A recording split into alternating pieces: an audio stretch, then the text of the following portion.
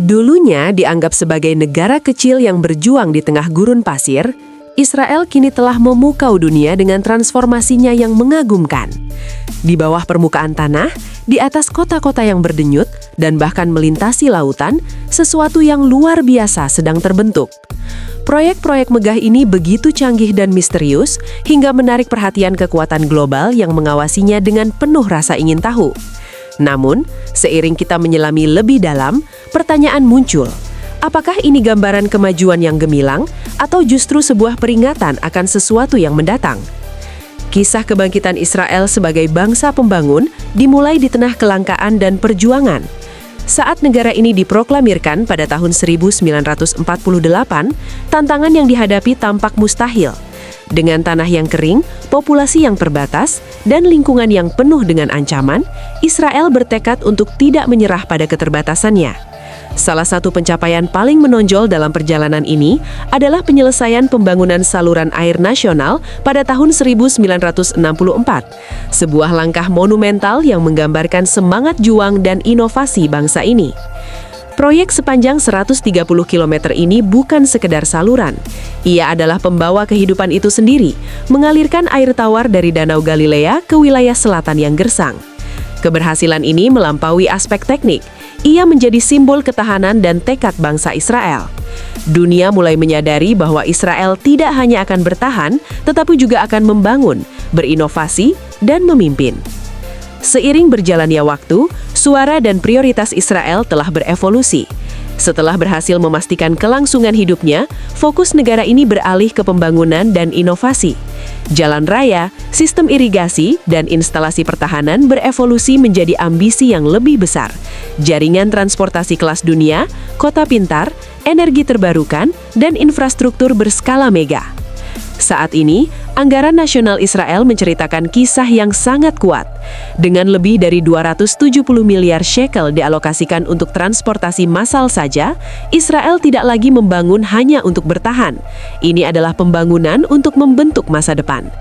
Transformasi ini didorong oleh ciri-ciri yang sama yang mendefinisikan tahun-tahun awalnya, kecerdasan, persatuan, dan ketahanan.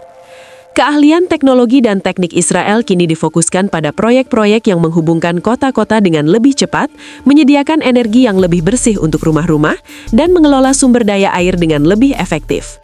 Tak mengherankan jika inisiatif ini menarik perhatian, kemitraan, dan kekaguman dari seluruh dunia.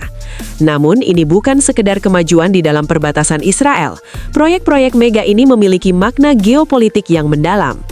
Setiap jalur kereta api, Newport, atau koridor energi memperkuat posisi Israel di Timur Tengah.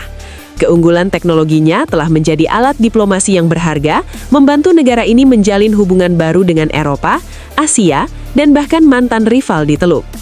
Apa yang berawal sebagai infrastruktur untuk bertahan hidup, kini telah berkembang menjadi jaringan pengaruh dan peluang yang melampaui batas wilayahnya. Dengan terhubung ke jaringan energi dan transportasi regional, Israel memposisikan dirinya sebagai pusat penting di Timur Tengah, menciptakan masa depan yang penuh potensi dan integrasi. Apakah ini akan mengarah pada kerjasama atau persaingan? Hanya waktu yang akan menjawab. Dulu, sebuah bangsa yang terpaksa berjuang untuk mendapatkan air di tengah gurun, kini tengah membangun keajaiban yang membentang dari daratan hingga lautan. Seluruh dunia sedang menyaksikan, menunggu untuk melihat seberapa jauh visi Israel akan terwujud. Segera, kita akan melihat bagaimana mereka menulis ulang sejarah di lautan. Israel sedang merencanakan ekspansi megaport yang ambisius. Selama beberapa dekade, pelabuhan-pelabuhan di negara ini terbilang sederhana, dirancang untuk memenuhi kebutuhan sebuah negara kecil yang lebih mementingkan kelangsungan hidup ketimbang perdagangan global. Namun, dengan pertumbuhan ekonomi yang pesat dan ukuran kapal kontainer yang semakin besar, Israel kini menghadapi tantangan baru. Pelabuhan-pelabuhan lama tidak lagi mampu menangani meningkatnya permintaan dunia akan teknologi, bahan kimia, dan ekspor pertanian. Oleh karena itu, negara ini memutuskan untuk bermimpi lebih besar dengan membangun pelabuhan yang mampu bersaing dengan pelabuhan-pelabuhan tersibuk di kawasan Mediterania. Di kota Ashdod di selatan, proyek pelabuhan Hadarome mulai berkembang sekitar tahun 2014. Ini bukan sekadar lokasi konstruksi biasa, melainkan sebuah pernyataan nasional. Proyek ini dipimpin oleh China Harbor Engineering Company bekerja sama dengan Pan Mediterranean Engineering Company, sebuah kemitraan yang dengan cepat menarik perhatian internasional. Di utara, Haifa tak mau ketinggalan dan menjawab tantangan ini dengan proyek Gulfport. Bersama-sama, kedua proyek ini menandai dimulainya era baru bagi ambisi maritim Israel. Tujuannya sederhana, namun sangat ambisius. Memperluas kapasitas sandar untuk kapal-kapal besar, menciptakan pelabuhan yang lebih dalam, dan membangun terminal canggih yang mampu mempercepat proses pemindahan barang. Dermaga air dalam baru di Haifa, yang mencapai kedalaman lebih dari 17 meter, dirancang untuk menyambut kapal-kapal besar yang sebelumnya harus menghindari Israel. Pelabuhan-pelabuhan ini lebih dari sekedar struktur fisik. Mereka juga merupakan simbol kemajuan dan aspirasi tinggi bangsa ini. Bukti bahwa Israel siap untuk berdiri sejajar dengan negara-negara maritim utama di dunia semakin terlihat. Namun membangun proyek dalam skala sebesar ini bukanlah tugas yang sederhana. Para insinyur menghadapi berbagai tantangan teknis dalam menciptakan fasilitas perairan dalam sambil memastikan integrasi yang lancar dengan sistem logistik yang sudah ada. Pengerukan besar-besaran, reklamasi lahan, dan pembangunan pemecah gelambang baru menguji kesabaran serta ketelitian mereka. Namun, di balik tantangan teknis tersebut, ketegangan yang lebih halus mulai muncul. Keterlibatan perusahaan-perusahaan Tiongkok dalam proyek infrastruktur penting ini menimbulkan kekhawatiran di Washington. Para pejabat Amerika mulai menyuarakan kekhawatiran bahwa peran China dalam mengoperasikan pelabuhan-pelabuhan ini dapat memberikan akses bagi mereka ke data sensitif terkait perdagangan dan pertahanan. Israel kini berada dalam posisi yang sulit, berusaha untuk memodernisasi infrastrukturnya tanpa merusak hubungan aliansi yang telah terjalin lama dengan Amerika Serikat.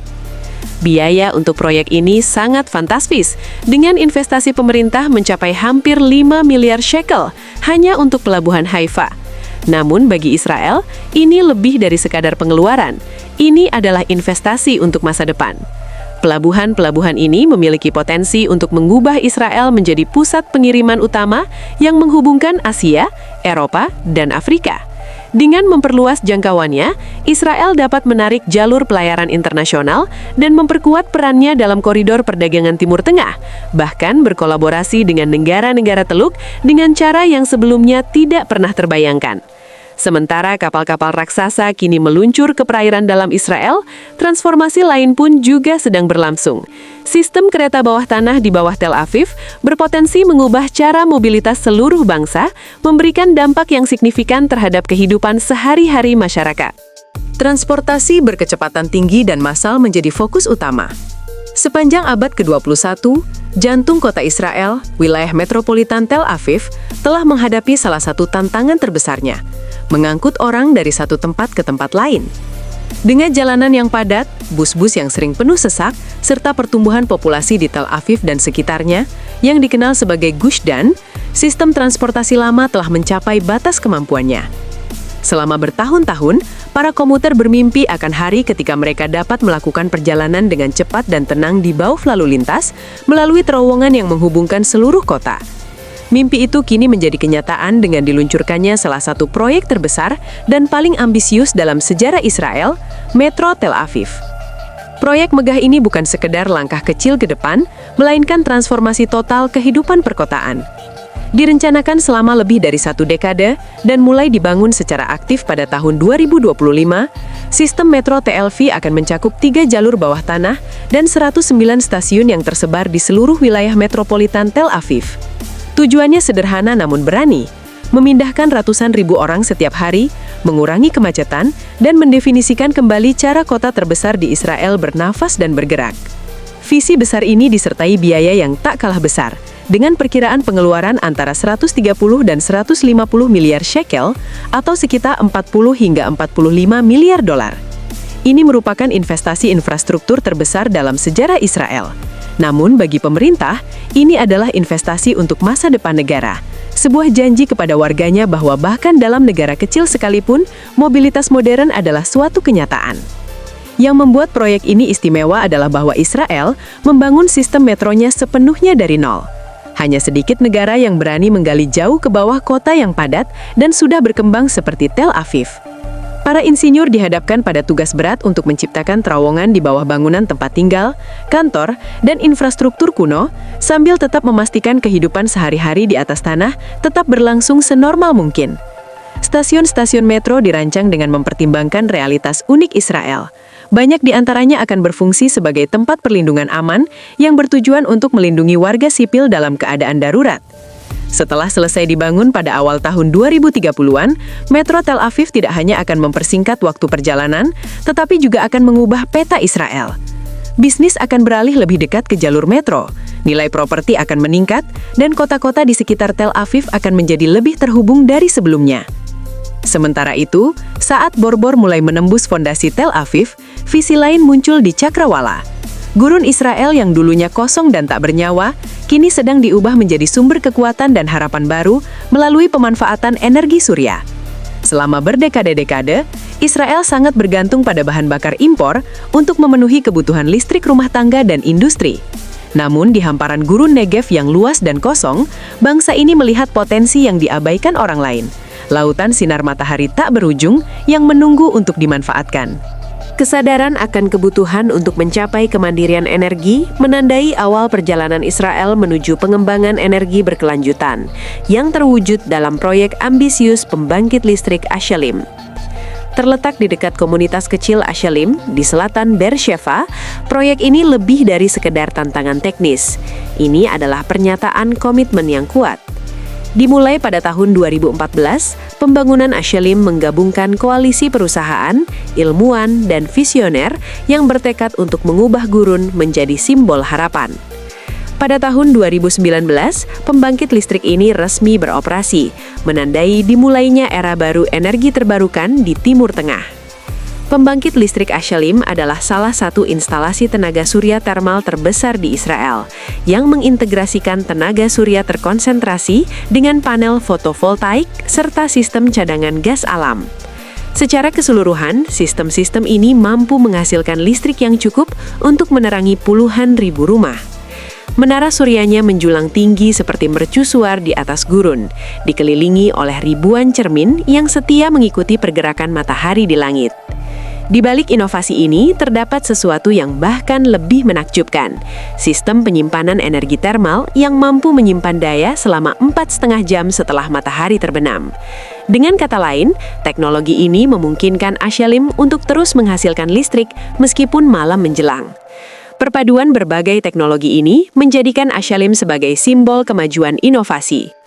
Namun menghadapi berbagai rintangan, Israel terus melangkah maju, sekali lagi membuktikan kemampuannya berkembang di tengah keraguan.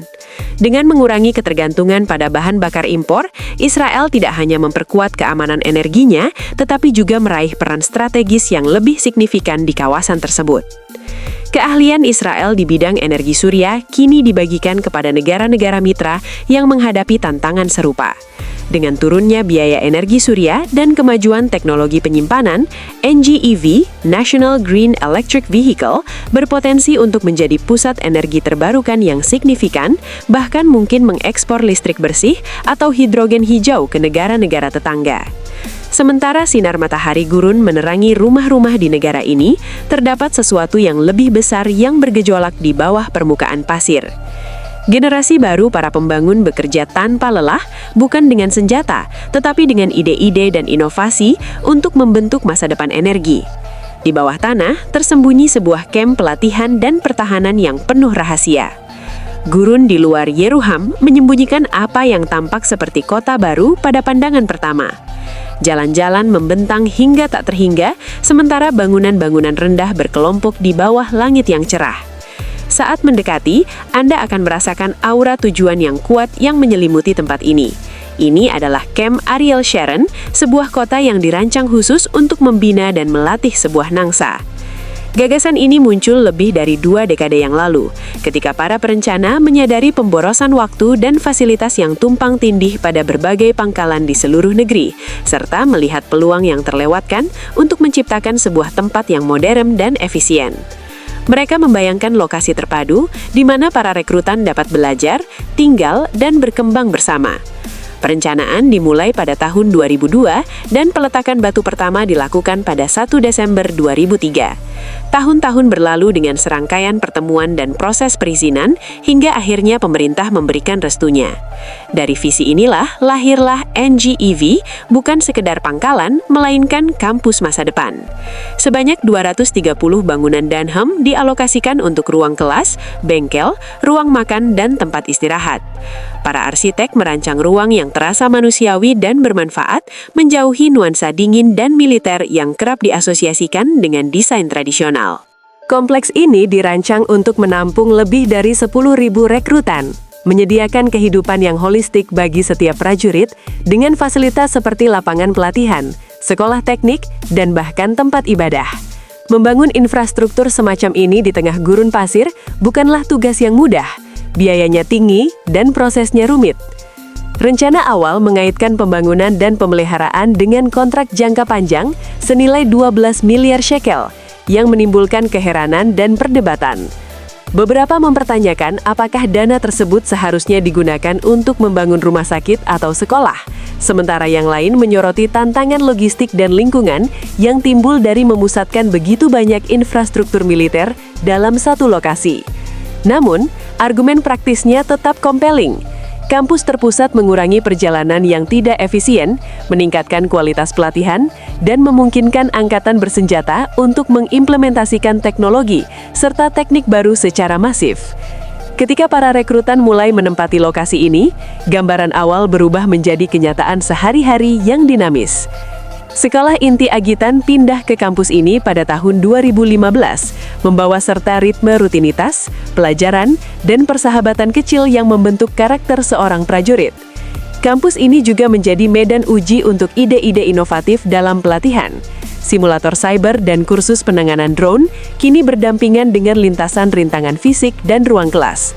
Perpaduan antara pendidikan dan tempat tinggal di bawah satu atap menciptakan efisiensi yang sulit ditandingi oleh pangkalan-pangkalan yang lebih tua.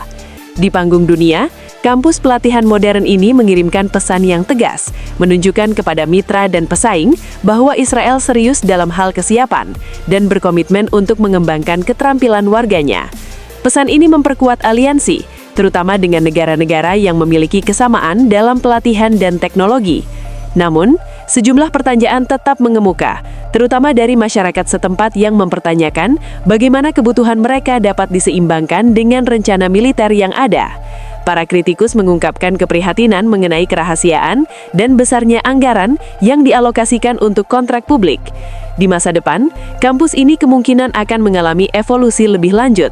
Program-program baru dapat mengintegrasikan pelatihan realitas campuran, menyelenggarakan program kerjasama internasional, dan mendukung keterampilan sipil yang membantu para veteran beradaptasi kembali setelah masa dinas mereka. Saatnya akan tiba bagi mereka untuk menaklukkan kota-kota metropolitan dan berpartisipasi dalam perlombaan pembangunan gedung pencakar langit yang akan mengubah wajah cakrawala urban. Selama beberapa dekade, lanskap perkotaan Israel ditandai dengan bangunan-bangunan rendah dan pemandangan yang sederhana. Namun, seiring dengan berkurangnya ruang di Tel Aviv dan sekitarnya, perhatian negara mulai beralih ke atas. Gedung pencakar langit telah berevolusi menjadi lebih dari sekedar struktur tinggi. Kini, mereka melambangkan ambisi, kekuatan, dan kepercayaan ekonomi bangsa. Salah satu contoh paling mencolok dari transformasi ini adalah proyek Beyond Towers yang berlokasi di Givatayim dekat Tel Aviv. Terletak di Jalan Sharon, kompleks megah ini diproyeksikan akan mengubah pandangan dunia terhadap cakrawala Israel. Konstruksi dimulai pada tahun 2021 dan diharapkan rampung pada tahun 2026. Proyek ini dipimpin oleh Tidar Construction dan Union Company dengan desain oleh Beli Levitsky Kasif. Bersama, mereka menghasilkan sesuatu yang belum pernah ada di negara ini. Sepasang menara menjulang lebih dari 300 meter ke angkasa.